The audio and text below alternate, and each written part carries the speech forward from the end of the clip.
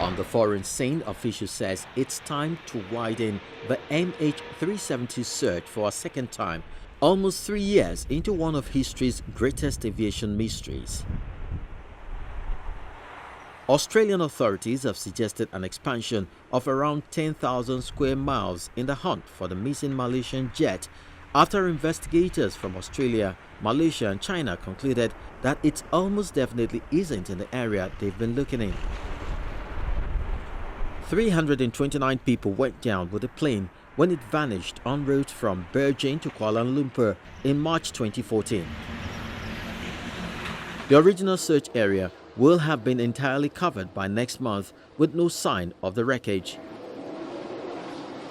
Authorities now want to focus on an area to the north, which they say has the highest probability of containing the plane's remains, adding to the cost of the mission, which has already reached nearly $150 million. Experts say their new idea of where the plane could be is based on evidence from ocean drift modeling after debris was found as far as the east coast of Africa. 15 passengers have sustained minor injuries after a plane with 154 people on board veered off the runway at Dabolim Airport in India's western Goa province during takeoff earlier this week. The Mumbai-bound Jet Airways flight skidded off the runway and spun 360 degrees before ending up in grass due to a technical glitch. Emergency slides were used to evacuate passengers and they were all reported to be safe. The flight 9W2374 from Goa to Mumbai skidded off the runway at Dabolim Airport due to a technical glitch while aligning for takeoff. All guests and crew members have been safely evacuated. However, a few guests that sustained injuries during the evacuation process are being provided medical assistance. 2 of the passengers said they were glad to be alive.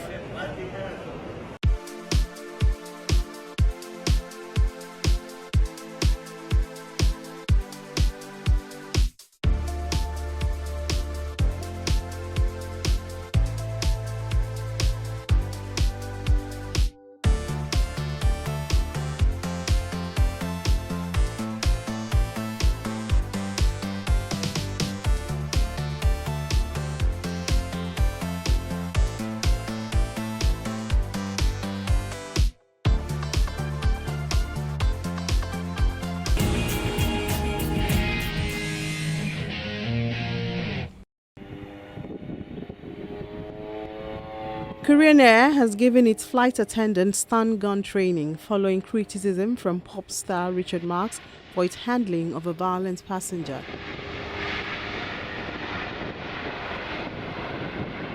The American singer said air crew were clueless and not trained as they stepped in to help deal with a psycho passenger who allegedly attacked passengers and crew during a flight from Hanoi in Vietnam to Seoul, South Korea.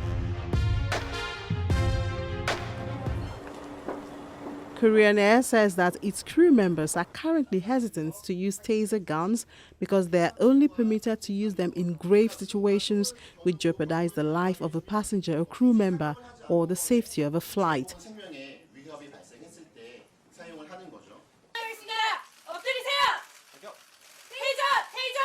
While U.S. carriers have taken stern action on violent onboard behavior following the terrorist attacks of September 11, 2001, Asian carriers have not imposed tough standards because of Asian culture. According to the airline, the new crew guidelines will also include more staff training, use of the latest device to tie up a violent passenger, and the banning of passengers with a history of unruly behavior.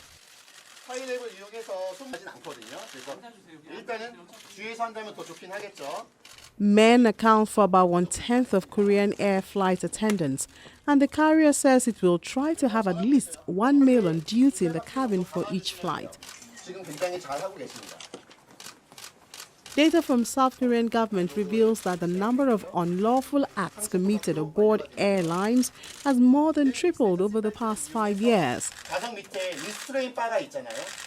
South Korean police sought an arrest warrant for the passenger involved in the latest incident, identified by his surname Lim, on charges including inflicting injury to the crew and the passenger on the Vietnam to South Korea flight. An airline spokesman said the man had consumed 2.5 shots of whiskey during the flight.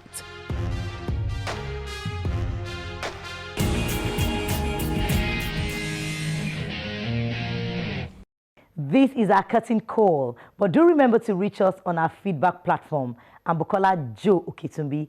Have the best of the new year.